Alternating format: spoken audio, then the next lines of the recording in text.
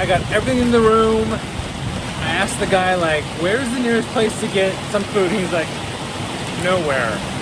And then he's like, you know what? There's a little pizza place right up the way. Hear it. You missed it by that much.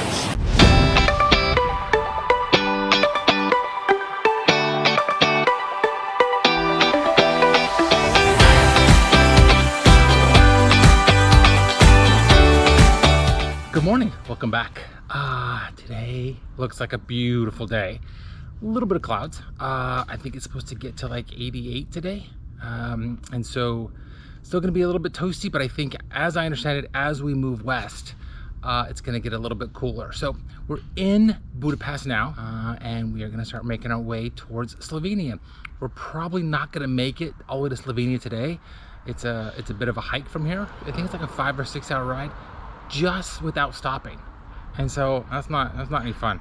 So we are going to kind of make our way west, and we'll probably spend another day here in Hungary, and then we'll get to Slovenia in a day or two. With that, there are a couple things. Probably do some drive-by tourism real quick, and then we'll do a couple things on the road. So with that, looks like a beautiful day. Let's get going. Oop, you know what? Let me text her and say I'm out. She would probably appreciate that.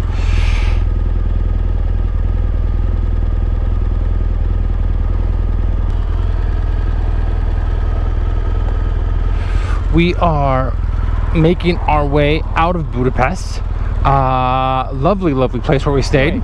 We're gonna go do some drive-by tourism real quick, and then get on the road. And you know I like the small offbeat type of things. I'm not gonna take you to some big castle that everybody else will take you to, because I don't know the history.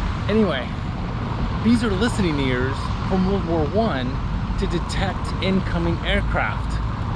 And so all it was like big funnels for sound. How interesting is this? And so to move it vertically would be this guy, and you rotate the whole thing. To move it horizontally would be this guy, back and forth, and you would put your head or your ears here. This is cool.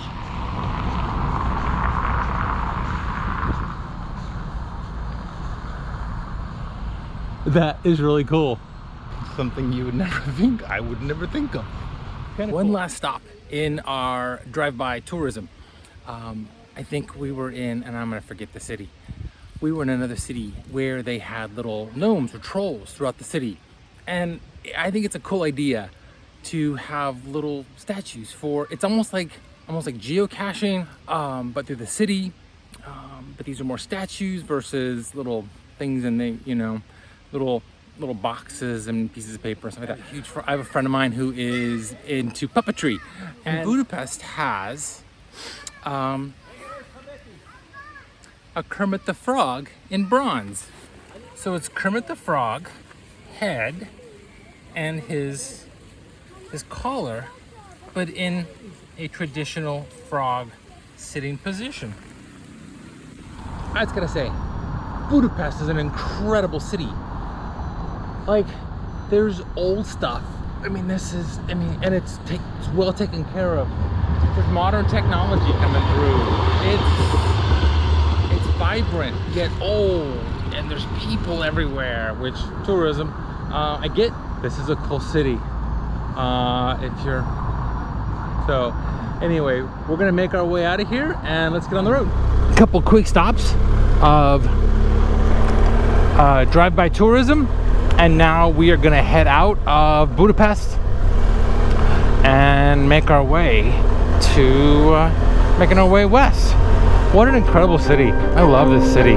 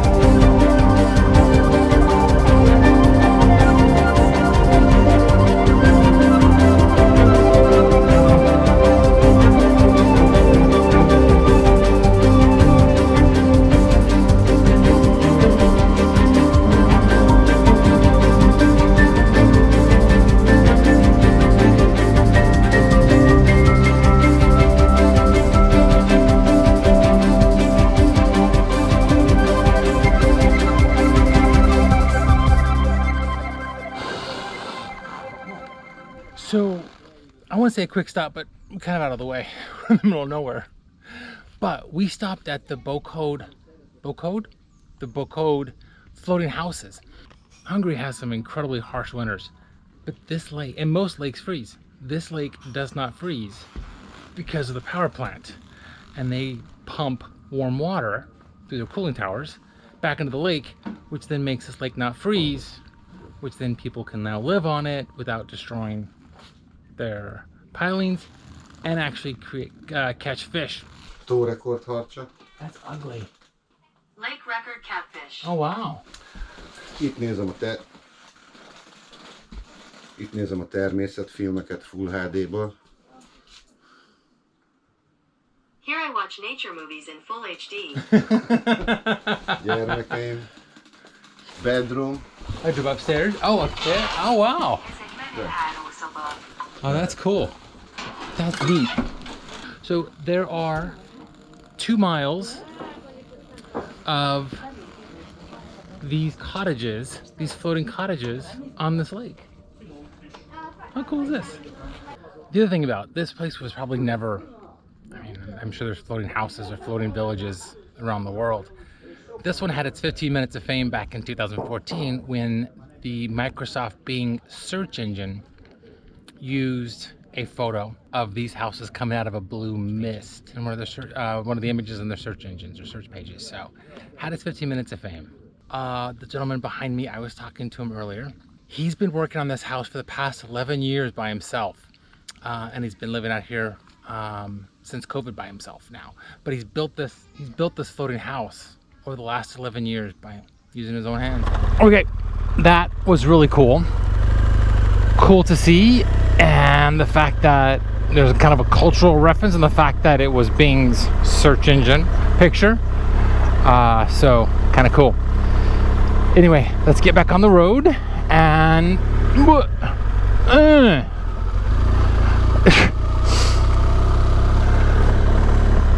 think I'm on a road with big potholes.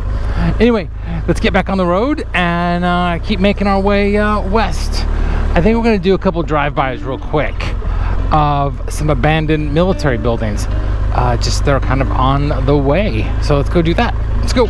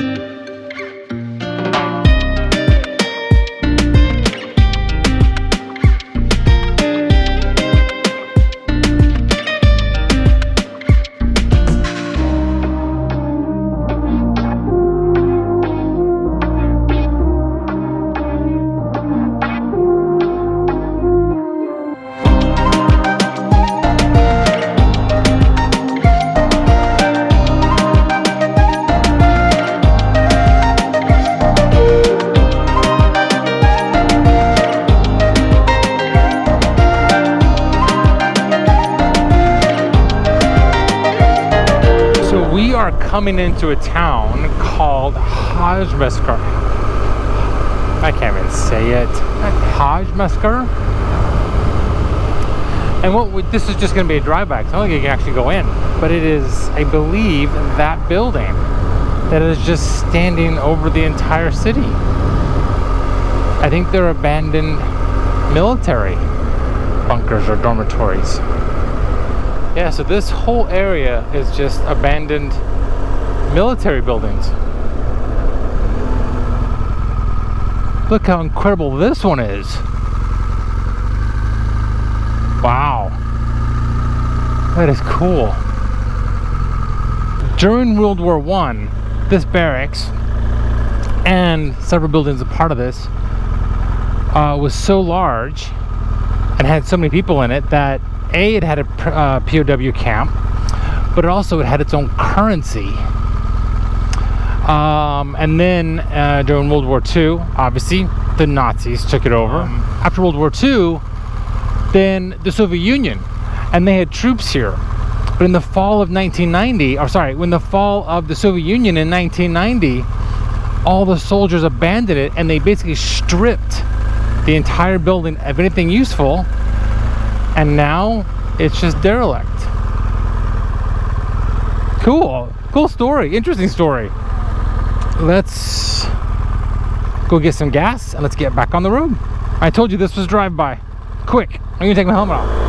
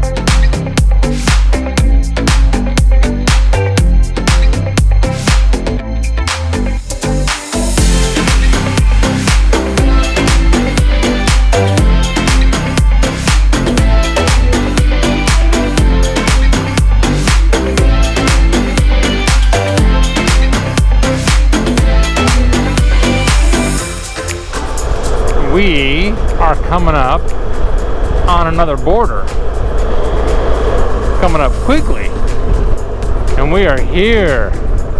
Okay, welcome to Slovenia. We made it. How cool is this? Oh, so excited. It's another country, one more on our list. Let's go explore Slovenia. So cool.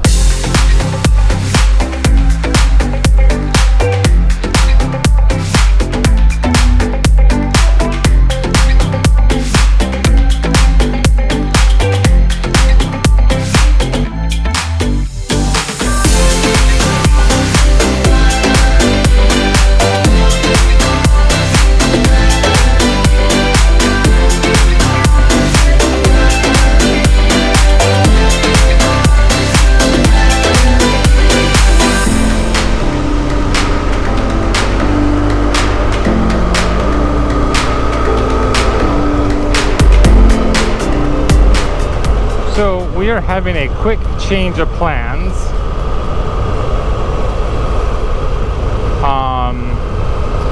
Predominantly because of that. I do not want to get stuck in rain. There's two things we wanted to do in this area. One of them was like rain now until 9 o'clock at night. And it's about 5. 4:40. The other one was rain starts at 8 o'clock. So I was like, well, let's make a run. Let's make a run for the dry one. And we can get into the room, get comfy, get dinner, and not battle the rain. Because we have battled a lot of rain. So that's the change of plans. I'm not gonna lie, I would love to get to the hotel tonight, or the guest house. I think it's a hotel, and not be wet. We have been wet forever, it seems, and so it'd be nice to show up dry and be like, hey, we have a reservation. Do you mind if I walk through your lobby without dropping 2 gallons of water on your floor? So I think it's called PTUJ. If we show up dry, it's gonna be because we threaded the needle. There are storms all over here, and so we're gonna be like right in the middle of it. So let's hope. So close.